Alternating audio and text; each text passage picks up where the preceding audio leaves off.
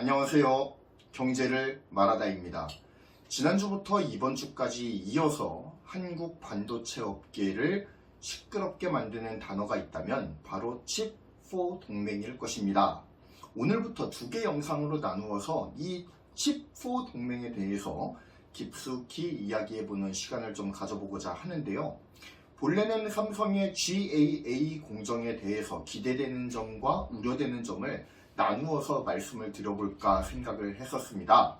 하지만 이 이슈가 좀 너무나도 강력하기 때문에 다른 이슈들이 좀 매몰되고 있는 느낌이 있거든요. 그래서 반도체 레카로서 칩4 동맹에 대해서 좀 다루는 것이 도리이지 않을까 싶기 때문에 제 관점에서 이 칩4에 대해서 욕먹을 각오를 하고 다뤄보도록 하겠습니다. 또 뜨거운 설전이 벌어지지 않을까라는 생각이 좀 들어서 걱정이 되기는 하는데요. 일단 오늘은 첫 시간으로서 칩4 동맹이 이루어진 배경에 대해서 한번 살펴보는 시간을 가져보도록 하겠습니다.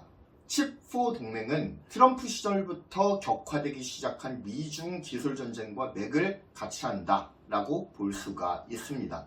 두 나라의 기술 전쟁을 촉발한 것은 중국의 무리한 반도체 굴기 때문이다 라고 보는 것이 좋을 것 같아요.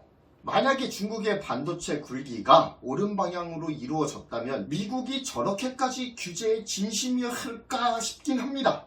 하지만 중국의 반도체 굴기는 전혀 옳은 방향으로 진행되지가 않았죠. 인력 도둑질, 기술 도둑질이 반도체 굴기의 거의 모든 것이었다라고 보아도 과언은 아닐 것입니다. 게다가 불법 보조금 지급까지 말이죠. 일례로 푸젠지나라고 하는 중국의 메모리 업체가 있습니다. 그런데 이 푸젠지나가 미국 마이크론의 D램 설계도를 탈취합니다. 그리고 이를 그대로 베껴서 중국 안에서 D램을 생산하고자 하는 시도를 하게 되는 거예요. 굉장히 불순한 의도죠. 이렇게 함을 통해서 중국의 반도체 독립을 꾀하고자 하는 사건이 굉장히 유명하게 조명되고 있습니다. 중국은 이 외에도 우리나라와 대만 그리고 미국 등 반도체 강국의 우수 인력들을 자국으로 유입시켜서 기술을 유출하려는 시도를 꾸준하게 해왔죠. 우리가 너무나도 잘 아는 천인 계획이 바로 그것입니다. 자, 그렇다면 중국이 왜 이렇게 무리해가면서까지 반도체 굴기를 진행하려고 했던 것일까요? 그것은 중국의 반도체 굴기를 통해 현재 중국 내에서 원유보다 훨씬 더 많이 수입하는 반도체의 대외 의존도를 낮추는 것이 목적이었기 때문입니다. 표면적 의도는 그랬지만 결국 미국의 기술 패권에 도전하기 위한 초석을 다지는 것이 주된 이유였음이 분명했죠. 의도 자체가 불순하니 제재를 쳐맞을 수밖에 없는 겁니다. 자, 그렇다면 중국 내에 왜 이렇게 반도체 수요가 급격하게 증가를 했던 것일까요? 그것에 대해서 한번 이야기를 나눠보도록 하겠습니다. 중국은 예로부터 굉장히 중요한 강점이 있습니다. 선진국 대비해서 중국이 가지고 있는 장점이 무엇이죠? 첫 번째, 인구입니다. 약 14억의 인구를 가지고 있죠. 세계에서 가장 많은 인구를 자랑합니다. 그런데 이 인구 중에서도 일을 할 수 있는 생산 가능 인구가 정말 세계 최고급입니다. 선진국의 글로벌 기업들은 자국 내에서 생산시설을 갖추어서 열심히 공장을 돌리는 것보다 값싸고 질 좋은 노동력이 굉장히 많이 존재하는 중국의 생산 기지를 세워서 생산을 담당하도록 하는 것이 여러모로 더 효율적이라고 생각을 했어요. 따라서 잇따라 중국의 생산 시설들을 세우기도 하고 중국 현지의 내수 업체들과 제휴를 맺고 생산 물량을 넘기기 시작하는 겁니다. 또한 이에 발맞추어서 중국 정부는 각종 세제 혜택을 통해서 글로벌 기업들을 지원하기 시작해요. 그렇게 중국은 단기간 내에 세계의 공장이라는 타이틀을 따내기에 이릅니다. 하지만 중국이 이 세계의 공장이라고 하는 타이틀을 배경으로 해서 부를 축적을 합니다. 부를 축적을 하고 힘을 쌓기 시작하면서 중국이 주력하기 시작한 분야가 있어요. 바로 미래기술입니다. 자, 이때 등장한 기업이 뭐가 있죠? 중국형 플랫폼 기업들이 이때 당시에 등장하기 시작하는 거예요. 자, 텐센트 있고요. 자, 이름 들으면 다 아시죠? 알리바바 있습니다. 그리고 우리가 너무나도 잘 아는 중국 민족의 중흥이라는 뜻을 가진 화웨이가 있죠. 그리고 대륙의 실수라고 불리는 화웨이의 호적수, 뭐가 있죠? 샤오미가 있습니다. 자, 또 기타 등등 많이 있어요. 그런데 이러한 기업들이 중국이 미래 기술에 관심을 쏟기 시작하면서 부각되기 시작한 그룹들이라는 게 중요합니다. 이들이 빠르게 서버를 확충을 하고 첨단 제품들의 생산량을 급격하게 늘리면서 중국 내 반도체 수요가 폭발하기 시작하는 거예요. 거기에다가 글로벌 기업들의 생산품에도 반도체가 들어가겠죠. 그런데 그 공장 다 어디 있습니까? 중국에 있죠. 그러니까 중국 내로 반도체가 굉장히 많이 유입이 되기 시작하는 겁니다. 자국 산업의 발전, 그리고 글로벌 기업들의 공장에서 필요로 하는 반도체의 수요가 늘어나면서 중국의 반도체 수입량이 급격하게 증가하기 시작합니다. 바로 2010년대 초부터 이러한 현상들이 벌어지기 시작하는 거예요. 오죽했으면 아까도 말씀드렸지만 중국은 원유보다 반도체 수입량이 더 많습니다. 중국의 기업들은 중국 정부의 보조금을 등에 업고요. 방대한 내수 시장을 발판으로 삼습니다. 그러면서 빠르게 성장을 거듭하죠. 중국 내에서 덩치를 키운 중국의 전자제품 제조사들 그리고 첨단 기업들은 이제 저렴한 가격과 무난하게 사용 가능한 성능, 즉 가성비를 앞세워서 시장을 빠르게 잠식해 나가기 시작합니다. 미국의 제재를 받기 전에 화웨이가 굉장히 무서운 속도로 치고 올라왔던 것을 우리는 기억하고 있죠. 중국의 전자제품 제조사들의 글로벌 영향력이 증대되면서 중국 내의 반도체 수요가 더욱더 빠르게 늘어나게 됩니다. 하지만 늘어나는 반도체 수요에 비해서 중국의 반도체 제조 역량은 일천한 수준이에요. 그렇기 때문에 거의 대부분의 반도체 물량을 수입에 의존할 수밖에 없었다라는 맹점이 있습니다. 자국의 반도체 제조 기술이 전무한 중국의 입장에서 보았을 때는 서방 세계의 반도체를 의존하게 될 경우 중국은 기술적으로 영원히 서방에 종속될 수밖에 없다라는 위기의식을 갖기 시작합니다. 그래서 중국은 다른 나라의 기술과 인력을 훔쳐버리는 그런 치졸한 짓을 해서라도 자국의 반도체 자급률을 높이기 위해서 노력하기 시작하는 거예요. 첨단 산업의 쌀이라고 불리는 이 반도체 사업을 자급화하지 못한다면 중국이 세계 패권을 장악하기란 불가능에 가까웠기 때문입니다. 중국이 세계 패권을 장악하기 위한 첫 번째 디딤돌로 삼았던 사업이 바로 중국의 반도체 굴기였어요.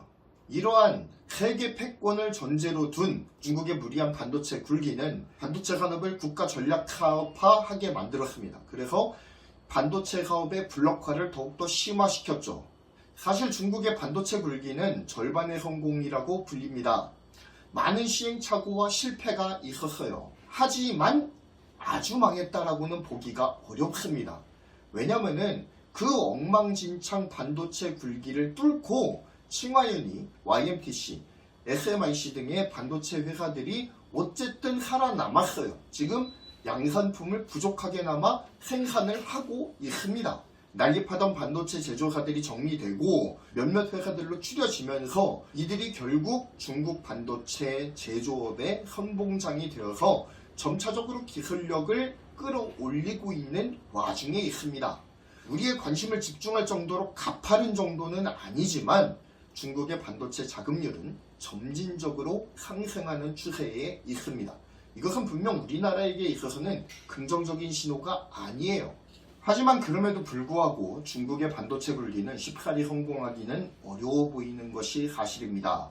왜냐면요, 지금 중국 반도체 사업의 목줄을 누가 쥐고 있을까요? 이 목줄을 쥐고 있는 주인이 있는데 이 형님 이름이 그 이름도 찬란하다. 미국이에요. 미국이 지금 중국 반도체 굴기의 목줄을 쥐고 있습니다. 이게 바로 중국에게 있어서는 큰 문제로 대두되고 있는 거예요. 미국은 반도체에 있어서 세계를 주도하고 있는 영역이 있는데요. 첫 번째,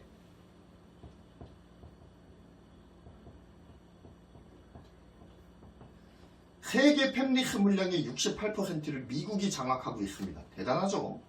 자, 그리고 두 번째로 세계를 장악하고 있는 것이 있는데 장비 분야를 꽉 잡고 있습니다. 미국이. 세계 1위 반도체 제조사인 어플라이드 머티리얼스가 미국 회사예요. 그리고 세계 3위 반도체 제조 장비 회사인 램 리서치 또한 미국 회사입니다. 1위하고 3위가 미국에 있습니다. 말 다 했지 않습니까? 지금 반도체 제조 장비에 있어서는 빅5가 전체 시장의 90% 이상을 해먹고 있거든요. 그런데 그 중에서 그 빅5 중에서 1위와 3위가 미국에 있습니다. 거의 세계 반도체 제조 장비 시장을 꽉 잡고 있다고 보아도 과언은 아닐 거예요. 거기에다가 2위가 어디입니까? ASML이에요. 그리고 4위가 어디냐면 도쿄 일렉트론입니다. 이 기업들이 속한 나라, 네덜란드하고 일본, 미국의 정말 친한 우방국들입니다. 중국한테 장비를 줄 리 만무하죠. 세 번째로 미국이 반도체 산업에서 세계를 장악하고 있는 장르가 있는데 뭐냐면 EDA2를 꽉 잡고 있어요. 그러니까 반도체를 설계하기 위해서는 설계 툴이 필요하잖아요. 설계 장비가 필요한데 이 설계 소프트웨어를 꽉 잡고 있는 게 미국이에요. 세계 1위 EDA2 회사가 실없이 큰데 이거 미국 회사입니다. 중국 입장에서는 미국이 꽉 잡고 있는 이 3대 영역에 대해서 어떻게 해볼 수가 없는 거예요. 그러니까 중국 입장에서는 제조로 갈 수밖에 없는데 장비하고 EDA를 미국이 꽉 잡고 있으니까 미국이 열어주지 않는 이상은 중국은 어느 정도 수준 이상으로는 치고 올라올 수 있는 기술의 유리천장이 존재하더라는 겁니다. 그리고 이 유리천장 위를 누가 짓밟고 있어요?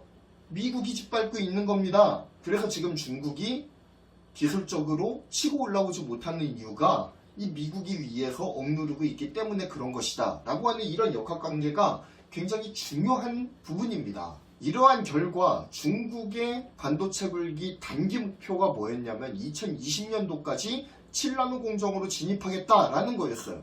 그런데 이거 좌절됐죠. 왜 그렇습니까? 미국 측에서 ASML과 결탁해서 중국으로 EUV 장비가 넘어가는 것을 막아버렸죠. 그 결과 중국은 아직까지도 SMIC가 14나노의 늪에서 헤어나오지 못하고 있습니다. 아까도 말씀드렸지만 미국이 장비와 설계를 잡고 있는 한 중국이 반도체 설계 및 제조 분야에서 일정 수준 이상의 기술적 진보를 이루기는 쉽지가 않다라는 것이 정설로 받아들여지고 있습니다. 그런데 이렇게 중국 반도체 산업의 목줄을 쥐고 있는 이 미국이 지금 하려고 하는 게 뭐예요? 바로 이 칩4 아니겠습니까? 주도국은 우리가 너무나도 잘 알고 있는 미국입니다. 미국은 아까 뭐의 강자라고 했죠? 팹리스, 장비, 그리고 설계 툴. 팹리스와 장비와 설계 툴의 1인자가 미국이에요. 그리고 두 번째 칩4 동맹의 구성국인 일본. 일본은 뭐에 특화되어 있을까요? 반도체를 만드는 데 필요한 소재, 그리고 도쿄 일렉트론. 소재와 장비 분야를 일본이 꽉 잡고 있습니다. 반도체 생산에서는 그렇게 큰 파일을 차지하지 못하고 있지만 그래도 아직까지도 소재와 장비 부분에서는 타의 추종을 불허하는 일이에요. 자, 그 다음에 칩4 동맹의 구성국이 어디죠? 중국에서는 나라로 대접도 못 받고 있는 대만이죠. 대만에 뭐가 있습니까? 이거 있잖아요, 이거. TSMC 있지 않습니까? 대만은, 그리고 UMC도 있죠. 대만은 예로부터 파운드리의 최강자 자리를 한 번도 내준 적이 없습니다. 대만 반도체의 중흥기를 이끌었던 것이 바로 파운드리 산업이었고 TSMC였어요. 파운드리의 1인자 대만, 그리고 마지막 구성국 후보가 바로 우리 한국이죠. 한국은 어디의 강자입니까? 메모리 반도체 최강자예요. 전 세계 메모리 반도체 물량의 75% 이상을 한국이 먹고 있습니다. 자, 이 정도 되면은 반도체 사업 전체를 총망라 했다고 보아도 과언은 아닐 거예요. 게다가 대만은 패키징에도 일가견이 있거든요. 그러니까 설계에서부터 시작해서 후공장 패키지까지 이 칩4가 모이면은 다 해결이 되는 거예요. 자, 그러면 이 반도체 최강자라고 불리는 이 네 나라가 칩4라고 하는 이름으로 동맹으로 묶인다라고 한다면 이 나라는 어떻게 되겠습니까? 중국 어떻게 되겠어요? 자, 그러면 이 칩4 동맹을 중국 입장에서 보았을 때 실제로 이 동맹이 가동이 되어서 네 나라가 유기적으로 협력을 하기 시작한다라고 하면 자국 내 반도체 산업 발전은 물론이고 중국 자국 내의 반도체 수급에 있어서도 어려움을 겪을 가능성이 큽니다. 왜냐? 만약에 이 칩4에서 중국의 반도체 기술 및 반도체 칩을 공급하는 것을 막아버린다 하면은 중국은 자국 내에서 부족해지는 반도체 칩의 수요를 감당해내기가 굉장히 어려워집니다.